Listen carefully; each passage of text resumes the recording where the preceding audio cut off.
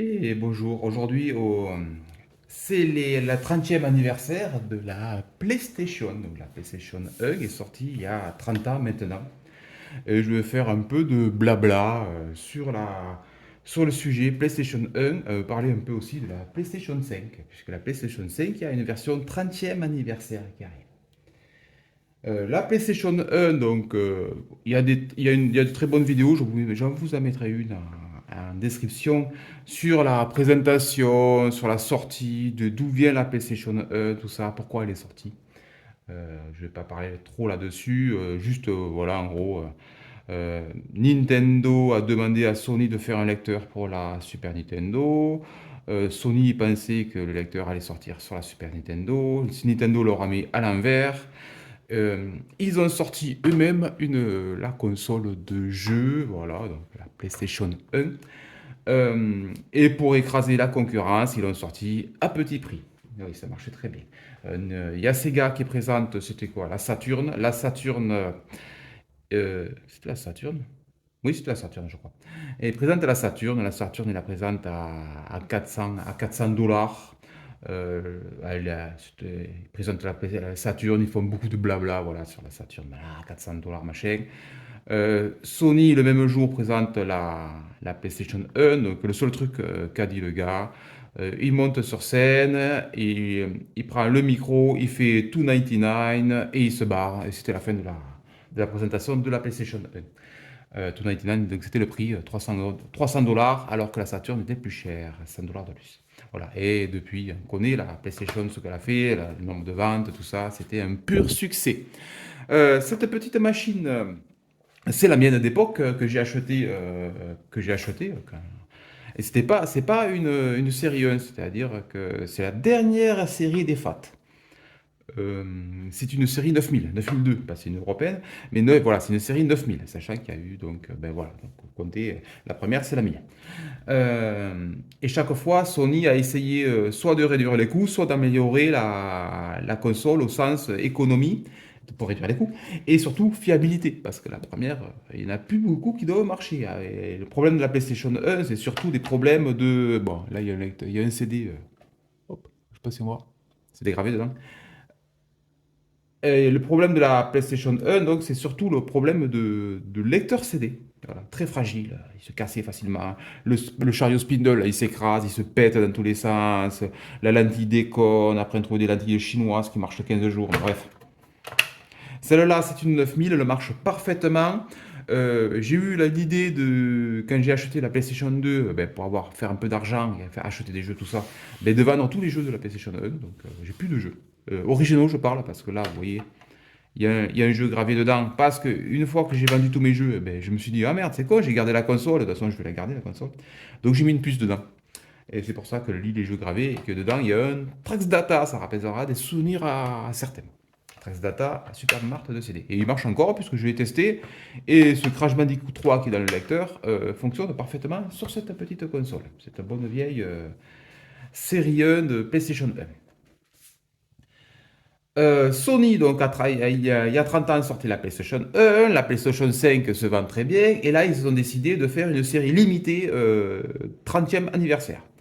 Je vous mettrai une photo ou deux, bref, c'est pas...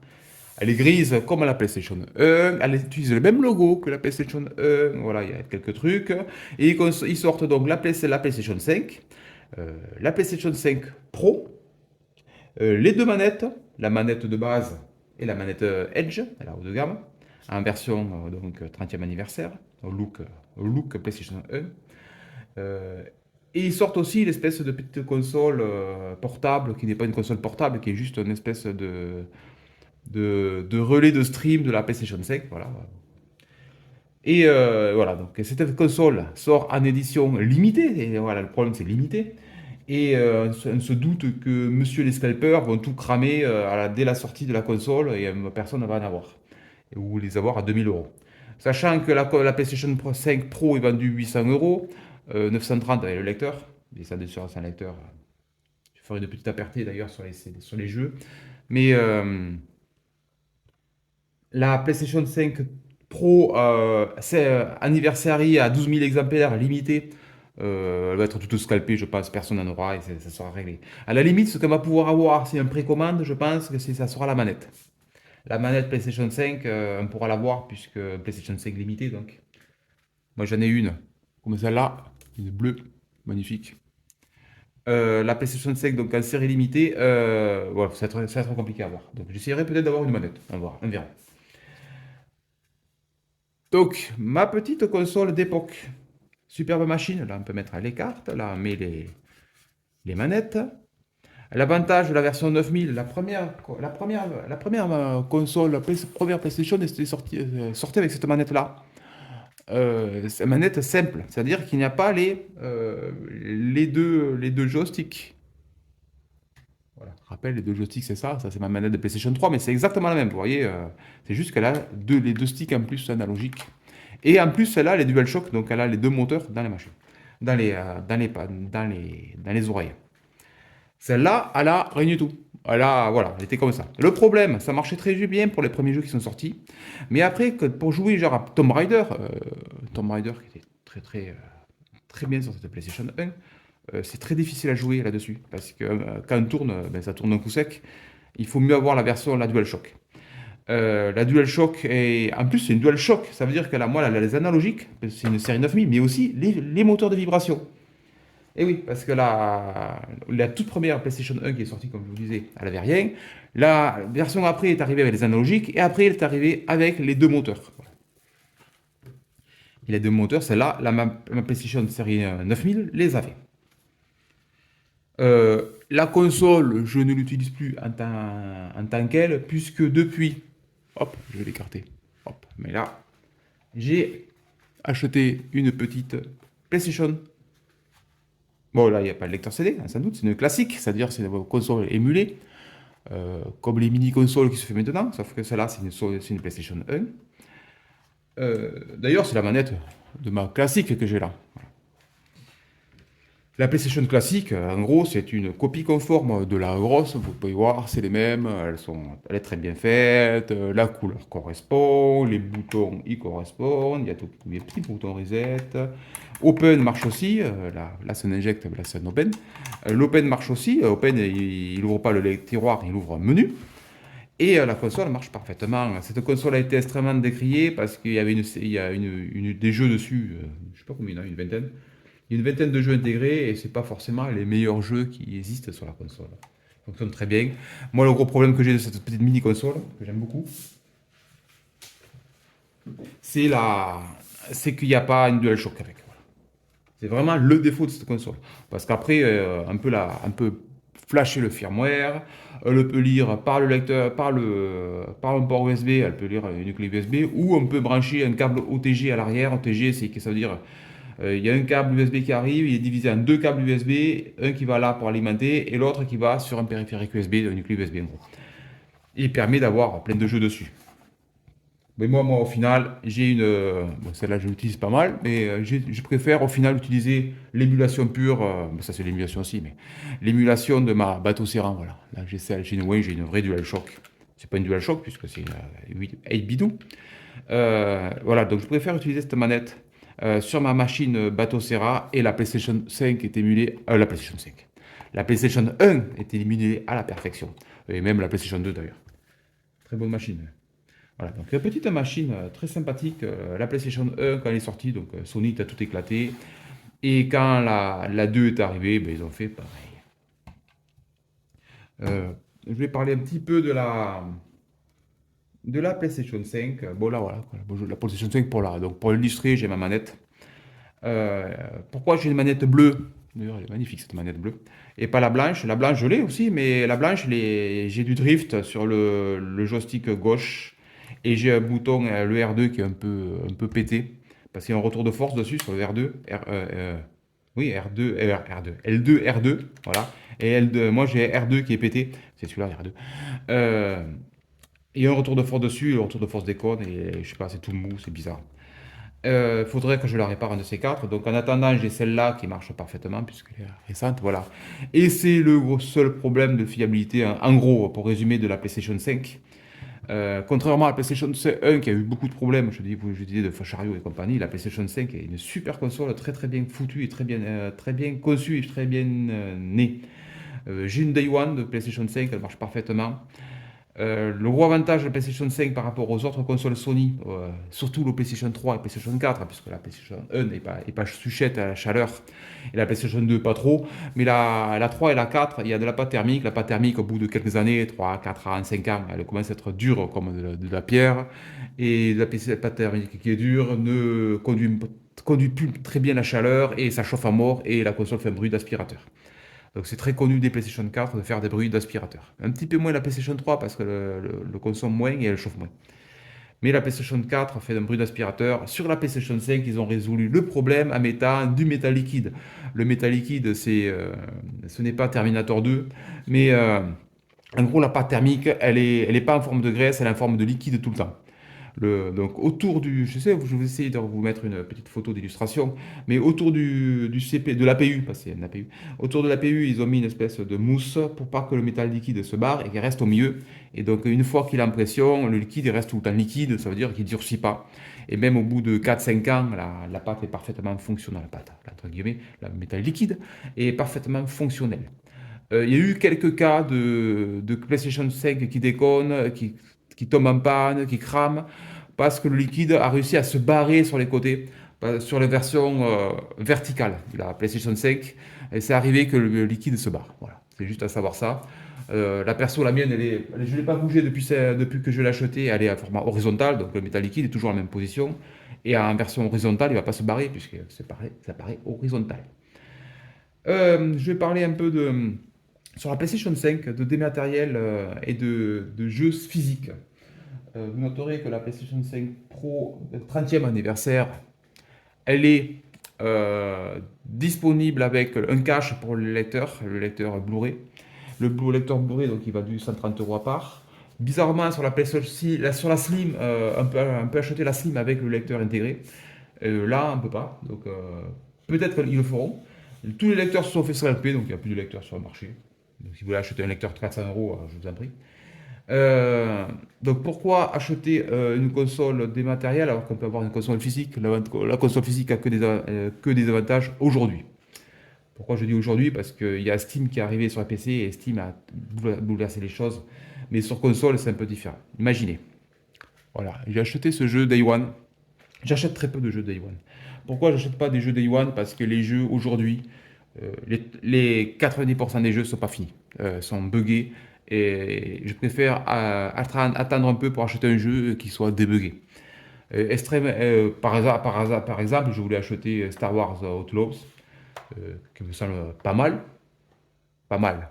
C'est pas vraiment un Star Wars, c'est une espèce de skin de Assassin's Creed ou de Far Cry, je sais pas quoi, qui ressemble à Star Wars, mais c'est pas le sujet. Le sujet là, c'est plutôt le jeu est tout buggé. Donc, ça me fait penser à Cyberpunk. Quand Cyberpunk est sorti, je l'ai acheté Day One, et le jeu était tout buggé. Et encore, je l'avais sur PC, donc moi, il était jouable. Ça veut dire que, ok, il y avait un perso qui promenait en faisant un T. Le T, c'est pas, il écartait les bras horizontalement, et puis il promène. Ok. Il y avait plein de bugs et tout, mais il était jouable. Ceux qui l'ont acheté sur PlayStation 4 oui, ou Xbox One, c'était catastrophique. Le jeu est sorti à la va-vite. Et le problème, il est sorti sur des consoles où il n'aurait jamais dû sortir, puisque Cyberpunk sur console ancienne génération, donc on va dire, il était trop conséquent, trop gros pour faire marcher sur ces consoles. Le problème, c'est que quand ils ont vu qu'il y avait 100 millions de consoles PlayStation 4, par exemple, moins de One, mais 100 millions de PlayStation 4, ça leur a donné envie, ils ont dit, oh putain, mais on va sortir le jeu sur cette console. Et bien sûr, on va le sortir Day One avec la version PC. Mais là, c'était catastrophique parce qu'ils ont bâclé la version PC pour sortir aussi la PlayStation 4, alors que la PlayStation 4, le jeu, ben, il marchait pas en fait, il était tout pété. Et ça a fait beaucoup parler de lui, alors que le jeu était exceptionnel.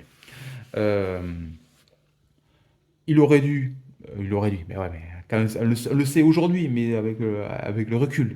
Mais à l'époque, ils ne savaient pas, mais ils auraient jamais dû autoriser la version PlayStation 4. Sortir la version uniquement sur PC, il serait très bien vendu. Ils auraient eu le temps de le finir sur PC, puisque là, en sortant le jeu sur console old-gen, eh ben, ils ont dû travailler sur cette console old-gen, donc ils ont moins eu le temps sur PC. Il aurait été beaucoup mieux fini. Et ensuite sortir, genre un an ou un an et demi après, la version 2.0 qui est sortie de Cyberpunk, qui est un chef-d'œuvre, et le sortir uniquement sur console new gen, c'est-à-dire new gen, oui, current gen, on va dire maintenant, PlayStation 5 et Xbox Series. Et là, il n'y aurait pas eu de problème majeur. Donc aujourd'hui, les développeurs, et les développeurs, c'est pas vraiment des développeurs, c'est surtout, je sais pas, investisseurs, ils veulent sortir absolument leur jeu. Le jeu est pas fini, ils s'en foutent, ils sortent le jeu quand même, ça fait des jeux tout buggés. Je me rappelle de Just Cause 4 que j'avais acheté sur PlayStation 4. Le jeu était tellement buggé que je l'ai foutu dans un tiroir, que je l'ai sorti 6 mois après, et au bout de 6 mois, bizarrement, il marchait bien.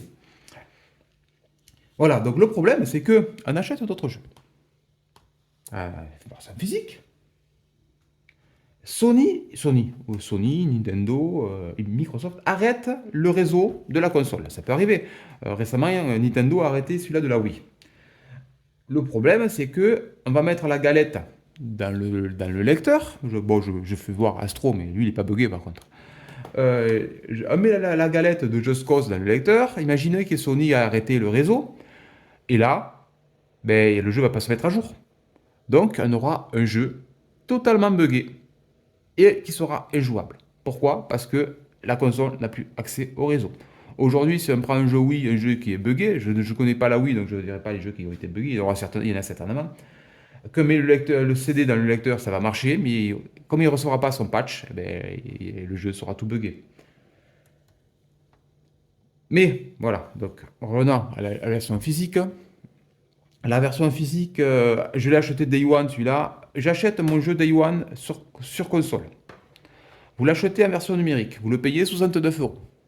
69 euros, parce que Astro, mais normalement ils sont à 79 euros parce que euh, comme ce sont des quadruple A, entre guillemets, on va monter le prix de 10 euros. C'est pour ça qu'un Star Wars Outlaws, qui est un quadruple A tout buggé et super moche, même s'il me donne envie de jouer, curieusement, c'est un triple A bien sûr. Je rigole, mais je sais pas qui a sorti cette connerie de quadruple A. Je crois que c'est justement Ubisoft justement. Qu'un jeu c'est un quadruple A alors que c'est même pas un triple A. Donc le truc c'est que le jeu sur la version numérique, il va être version digitale entre guillemets, digital en français, donc c'est tactile bien entendu. C'est numérique en français. La version numérique du jeu, il va être à plein tarif pendant un an. Si le jeu fait un flop, bon, je ne prendrai pas l'exemple de Concorde, donc au bout de 15 jours, ils ont retiré. Mais si le jeu fait un flop, rapidement en version physique, il va être bradé. Donc il sort à 70 euros. Et rapidement, il sera à 45 parce que le jeu ne se vend pas. Alors que sur la version numérique, bizarrement, il va rester pendant presque un an à plein tarif.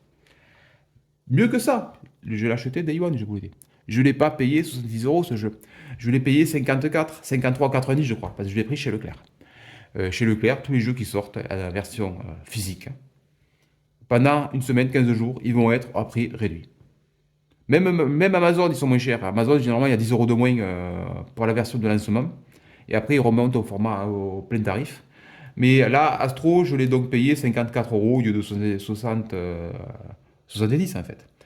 Euh, donc, non seulement il est moins cher, il réduit plus rapidement de prix, si c'est un flop, en fonction du succès. Genre aujourd'hui, on achète Spider-Man, il sera toujours presque au même prix. Spider-Man 2, par exemple. Euh, mais en plus, j'ai une version physique. J'ai une version physique du jeu avec un CD. Bon, c'est un mauvais exemple, il est dans la console. Mais, euh, exceptionnel. J'ai une notice, une petite bande dessinée. Ça coûte rien à faire, franchement. Ils ont enlevé les notices pour réduire le prix et pour réduire le poids, surtout. Parce que plus c'est lourd, plus c'est cher en frais de postaux. Et là, il y a même une notice dedans. Alors qu'aujourd'hui, les jeux, il n'y a plus de notice. Il y a le fameux la fameuse la petite feuille de PQ là de Clough, mais que ça tout le monde perd sur de lit. Mais la petite notice qui est magnifique. En plus, de l'autre côté, il y a un poster. Très sympa ce jeu. Voilà, donc j'ai un jeu physique. Je termine le jeu. Je peux le revendre. Je le revendrai moins cher. Je le vendrai 50% du prix, mais il repartira. Voilà, le gros avantage du physique. Le numérique, vous l'avez sur votre compte. Imaginez, vous faites ban votre compte, eh ben, vous perdez tout au jeu. Ça peut arriver de faire bannir un compte.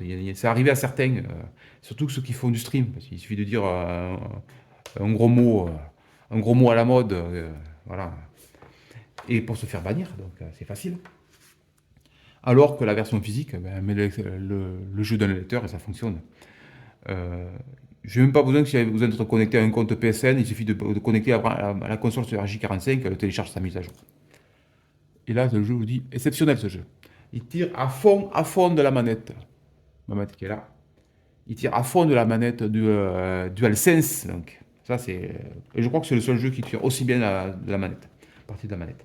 Même, c'est le seul jeu que je joue pas au casque parce que la manette, il y a un haut-parleur dessus, ils sont du son, et le son est tellement bien fait que ça ajoute énormément de sensations sur le jeu. Superbe, superbe jeu.